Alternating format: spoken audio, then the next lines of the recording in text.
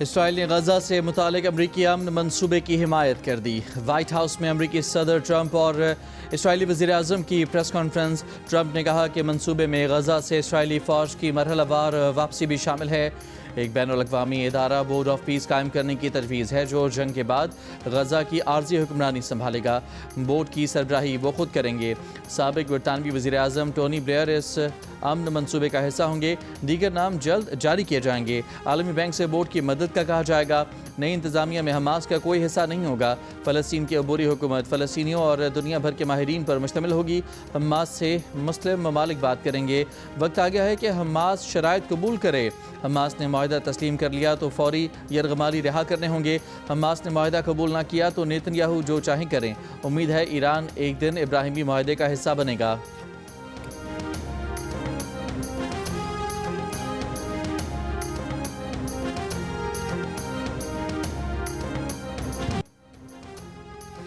امریکی صدر نے کہا کہ امن معاہدے کے لیے عرب اور مسلم ممالک کے رہنماؤں کی حمایت حاصل ہے۔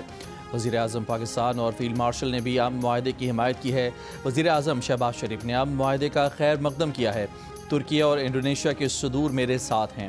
عرب اور مسلم ممالک غزہ کو ہتھیاروں سے پاک کرنے کے لیے پرعزم ہیں۔ یورپی سربراہ حیران تھے، پوچھ رہے تھے کہ کیا واقعی ایسا ہو رہا ہے؟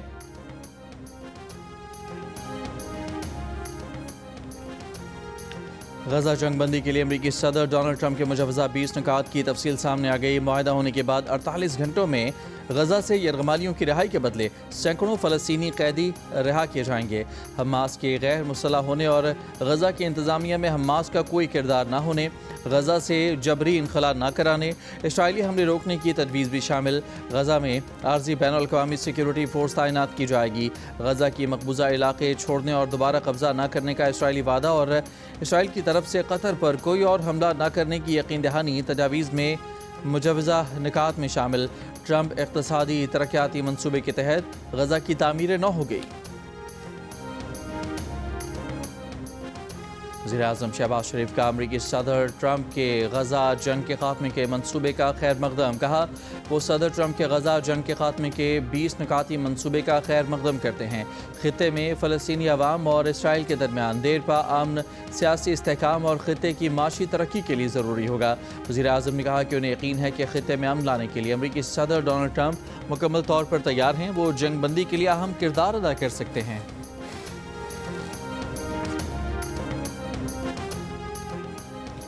قطری وزیر اعظم اور مصری انٹیلیجنس چیف نے حماس کو 20 نکاتی مجوزہ امن منصوبہ دیا۔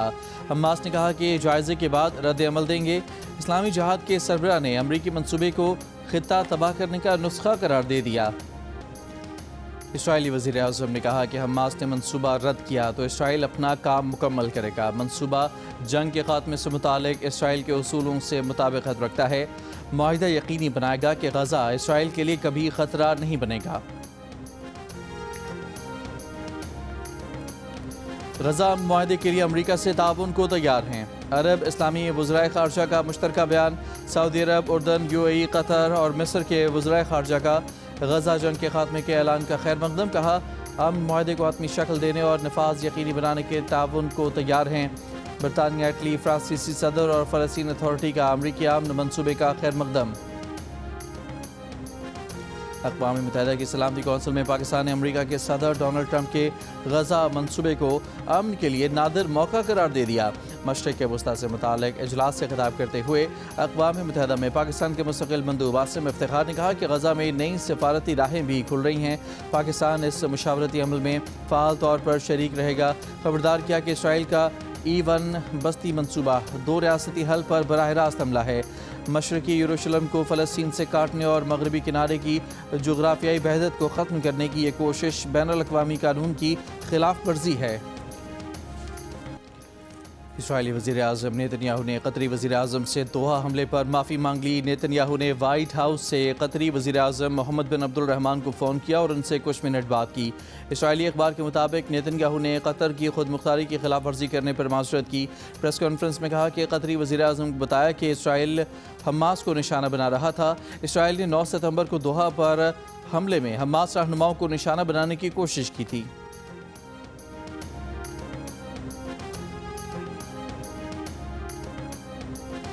قطری وزارت خارجہ نے کہا ہے کہ اسرائیلی وزیر اعظم نے قطر پر حملے پر معافی مانگ لی۔ اسرائیلی وزیر اعظم نے وعدہ کیا کہ قطر کی خود مختاری دوبارہ نشانہ نہیں بنے گی۔ قطر نے اسرائیلی یقین دہانیوں کو سراہا۔ قطری وزیر اعظم نے امریکہ کا شکریہ ادا کیا۔ قطر فلسطینیوں کے قتل کے خاتمے کے لیے امریکی صدر کی حمایت کرے گا۔ ٹنڈوالا یار شہر اور گرد و نواح میں تیز ہواؤں کے ساتھ بارش۔ سانگھڑ، سجاول، ماتلی، ٹنڈو آدم، ٹنڈو محمد خان میں بھی بارش ہوئی۔ محکمہ موسمیات کے مطابق آج سے 3 اکتوبر کے دوران سندھ میں تیز ہواؤں کے ساتھ بارش کا امکان ہے۔ سمندری ہواؤں کے باعث کراچی، ٹھٹھہ، بدین اور تھرپارکر سمیت سندھ کے مختلف علاقوں میں وقفے وقفے سے بارش ہو سکتی ہے۔ سمندری ہوائیں رکنے کی وجہ سے کراچی میں گرمی کی شدت میں اضافہ۔ پیر کو کراچی میں زیادہ درجہ حرارت 39 ڈگری سینٹی گریڈ ریکارڈ کیا گیا۔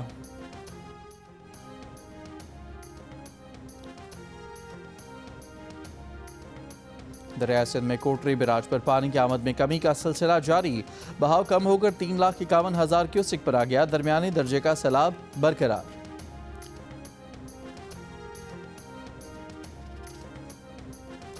جلال پور پیروالا کی درجنوں بستیاں اب تک سیلاب کی لپیٹ میں۔ ریلیف کیمپس اور ٹرانسپورٹ آپریشن جاری ہے۔ سیلاب کے باعث M5 موٹر وے ملتان سے جھانگڑا انٹرچینج تک آج 18ویں روز بھی بند۔ موٹر وے کا 20 کلومیٹر لمبا ٹریک 13 سے زائد مقامات سے متاثر ہوا ہے۔ موٹر وے بند ہونے سے ٹریفک متبادل راستوں سے چلائی جا رہی ہے۔ موٹر وے کے متاثرہ حصوں کی بحالی کا کام پانی کا بہاؤ کم ہونے پر شروع کیا جائے گا۔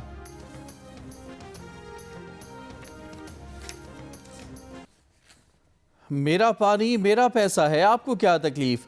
مریم نواز کا ایک بار پھر پیپلز پارٹی پر وار۔ نام لیے بغیر کہا کہ پنجاب والوں کے حق کی بات آئے گی تو مریم نواز آپ کو چھوڑے گی نہیں۔ ہم نے مداخلت نہیں کی، آپ بھی بند کریں۔ پنجاب کو مشورے دینے والے اپنے مشورے اپنے پاس رکھیں۔ ہر چیز کا علاج بے نظیر انکم سپورٹ پروگرام نہیں۔ آپ کے پاس ہر چیز کا حل کشکول لے کر کھڑے ہو جانا ہے۔ مانگنے والا سلسلہ بند ہونا چاہیے۔ NFC کے تحت سب کو یکساں پیسے ملتے ہیں۔ آپ اپنے پیسے کہاں لگاتے ہیں؟ پنجاب کے سینکڑوں منصوبے گنوا سکتی ہوں۔ اگر سندھ میں کوئی کام کرے تو مجھے خوشی ہوتی ہے، لیکن کچھ کر لیں۔ فیصل آباد میں الیکٹرک بس منصوبے کی افتتاحی تقریب سے خطاب میں تحریک انصاف کو بھی نشانے پر لے لیا۔ کہا کہ گالیاں دینے والے آج اپنے انجام کو پہنچے۔ مخالفین سے قدرت بدلہ لے رہی ہے۔ ہماری توجہ خدمت پر ہے۔ پنجاب اپنے عوام کو یورپ جیسی ٹرانسپورٹ فراہم کر رہا ہے۔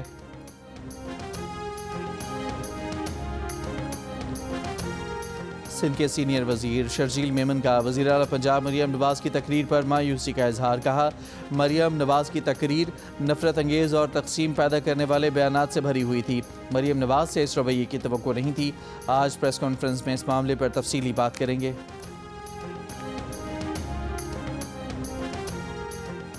کراچی میں نمک، شوگر، ڈٹرجنٹ، کاربونیٹ اور پانی ملے دودھ کی فروخت کا انکشاف۔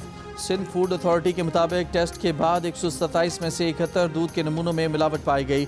کمشنر کراچی کی ڈپٹی کمشنرز کو فوڈ اتھارٹی کے ساتھ مل کر کارروائیاں کرنے کی ہدایت۔ کمشنر کراچی نے دودھ کی قیمتوں پر فالو اپ اجلاس 1 اکتوبر کو طلب کر لیا۔ اجلاس میں دودھ کی نئی قیمتوں کے تعین اور سابقہ فیصلوں پر عمل درآمد کا جائزہ لیا جائے گا۔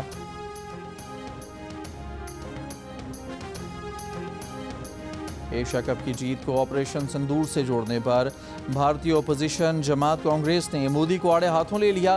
کھیل کو جنگی بیانیے سے ملانا ناقابل قبول قرار دے دیا۔ کانگریس رہنما اتل پٹیل نے سوال اٹھایا کہ کیا مودی کو خارجہ پالیسی اور سفارتکاری کی کوئی سمجھ ہے؟ اگر میچ کھیلا تو کھیلنے کی روح کے مطابق کھیلنا چاہیے تھا، نہ کہ اسے جنگی پروپیگنڈے میں بدل دیں۔ مہاراشٹر میں کانگریس کے صدر ہرش وردھن پسکال نے کہا کہ مودی ہوا ہو، پانی ہو یا کھیل ہو، ہر جگہ سیاست اور تقسیم گھسا دیتے ہیں۔ ملکی وقار کا خیال رکھنے کے بجائے مودی کھیلوں کو بھی سیاسی نفرت کے ایجنڈے کے لیے استعمال کر رہے ہیں۔ بھارتی کرکٹ ٹیم کے پہلا ورلڈ کپ جتانے والے کپتان کپل دیو نے پاکستان بھارت تنازعات بات چیت سے حل کرنے کا مطالبہ کر دیا۔ پاکستان اور بھارت پڑوسی ہیں اور انہیں اچھے پڑوسی ہونا چاہیے۔ آگے بڑھنے کا ایک ہی راستہ ہے کہ بات چیت کی جائے۔ ہمیں بڑے بھائی کی حیثیت سے مسائل حل کرنے کی کوشش کرنی چاہیے۔ جو ہوا اسے بھول کر بہتر کل کے لیے دونوں ملکوں کو بات چیت سے مسائل کا حل نکالنا چاہیے۔ بھارت جانے والا آذربائیجانی طیارہ پاکستان سے کیوں گزرا؟ پاکستان میں ایمرجنسی لینڈنگ کیوں کی؟ بھارت نے اپنے ہی شہر چنئی آنے والے طیارے کو چنئی میں اترنے دینے سے انکار کر دیا۔ کارگو پرواز دگنے وقت سے زائد طویل سفر کر کے چنئی کے بجائے کولمبو پہنچ گئی۔ اس طیارے نے باکو سے بھارتی شہر چنئی جاتے ہوئے 23 ستمبر کو کراچی میں ایمرجنسی لینڈنگ کی تھی۔ طیارے کی مرمت گزشتہ روز مکمل ہوئی۔ طیارے نے 5 دن بعد کراچی سے اڑان بھری اور عمان سے بحیرہ عرب پر سفر کر کے مالدیپ کے روٹ سے سری لنکا پہنچا۔ سرگودا میں جعلی عامل کی لڑکی سے مبینہ زیادتی کی کوشش، مقدمہ درج۔ ایف آئی آر کے مطابق جعلی عامل نے جن نکالنے کے لیے 30 لاکھ روپے بھی لیے، لڑکی کی نازیبہ ویڈیو بنا کر مزید 20 لاکھ روپے مانگے، ملزم کو گرفتار نہ کیا جا سکا۔ پشاور میں ڈکیتی مزاحمت پر فائرنگ سے نوجوان جاں بحق، سی سی ٹی وی ویڈیو میں دیکھا جا سکتا ہے مزاحمت پر چہرہ ڈھانپے ملزم نے نوجوان کو گولی مار دی۔ نوجوان مصور احمد گولی لگنے کے باوجود آخر تک بھاگتا رہا، مقدمہ درج۔ وزیر اعلیٰ کے پی علی امین گنڈا پور کی بانی پی ٹی آئی سے 3 گھنٹے سے طویل ملاقات۔ جیل ذرائع کے مطابق ملاقات میں سیاسی صورتحال اور پارٹی امور پر بات چیت۔ علی امین گنڈا پور کی صوبائی معاملات اور گورننس پر بانی پی ٹی آئی کو بریفنگ۔ 27 ستمبر کے جلسے سے متعلق بھی بانی پی ٹی آئی سے گفتگو۔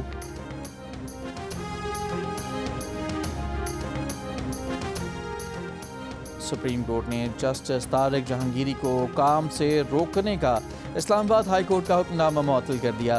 فریقین اور اٹارنی جنرل دفتر کو نوٹس جاری، سماعت آج پھر ہوگی۔ جسٹس طارق جہانگیری کو ہائی کورٹ ججز کے ڈیوٹی روسٹر میں شامل کر لیا گیا۔ جسٹس طارق جہانگیری کے سنگل اور ڈویژن بینچ میں آج کے لیے کیسز کی کاز لسٹ جاری کر دی گئی۔ اسلام آباد ہائی کورٹ نے جسٹس طارق جہانگیری کو ڈگری کیس کے سبب کام سے روکنے کا حکم دیا تھا۔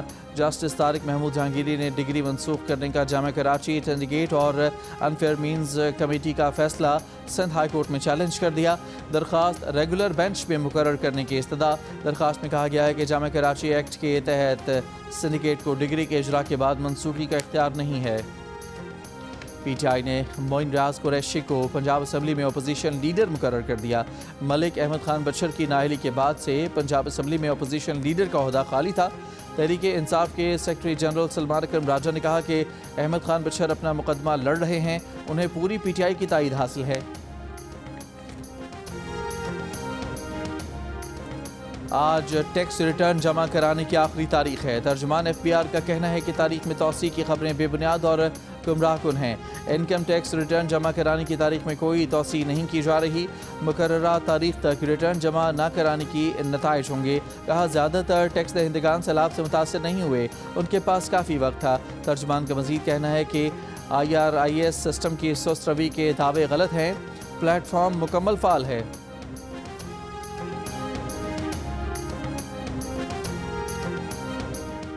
کراچی کے علاقے سہراب گوٹ لاسی گوٹ میں نامعلوم افراد کی فائرنگ سے خاتون جاں بحق۔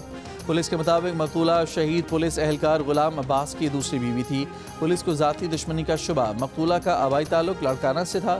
ملیر بھینس کالونی میں پولیس اہلکار کو شہید کرنے والا ڈاکو مبینہ مقابلے میں ہلاک۔ پولیس کا دعویٰ ہے کہ ملزم حسیب کے ساتھی کی گرفتاری کے لیے چھاپہ مارا تو اس کے ساتھیوں نے فائرنگ کر دی۔ فائرنگ کے بعد ملزمان فرار ہو گئے۔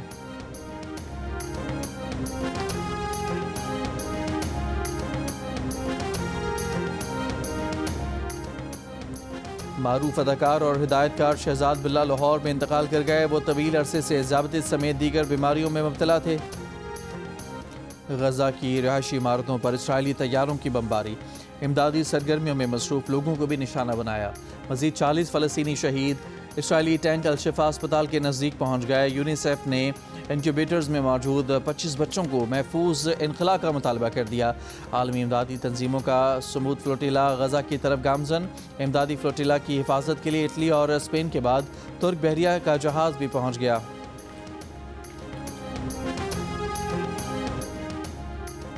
امریکی صدر ٹرمپ نے ڈیموکریٹک پارٹی کے نامزد میئر امیدوار new York city Dhahran Mamdani پر بھی تنقید کی۔ کہا ممدانی ریپبلکن پارٹی کے لیے بہترین ثابت ہوا کیونکہ انہیں واشنگٹن سے ایسے مسائل کا سامنا ہوگا جو تاریخ میں کسی میئر کو نہیں ہوا ہوگا۔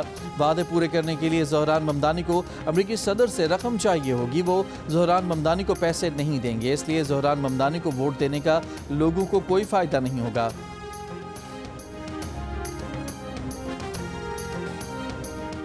یورپی یونین نے ایران پر دوبارہ پابندیاں عائد کر دیں۔ یورپی یونین نے تصدیق کرتے ہوئے کہا ہے کہ جوہری معاہدے کی مسلسل خلاف ورزی کرنے پر ایران پر پابندیاں لگائی گئی ہیں۔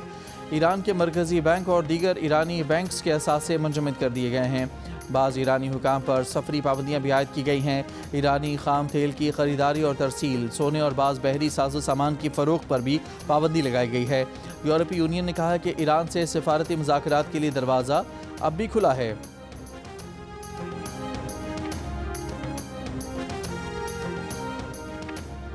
امریکہ کے صدر ڈونلڈ ٹرمپ نے خبردار کیا ہے کہ غیر ملکی فلموں پر 100% ٹیرف لگایا جائے گا۔ کہا فلم بزنس کو دیگر ممالک نے امریکہ سے ایسے چرایا ہے جیسے بچوں سے ٹافی چرا لی جاتی ہے۔ امریکہ میں فرنیچر تیار نہ کرنے والے ممالک پر بھی ٹیرف لگانے کا اعلان۔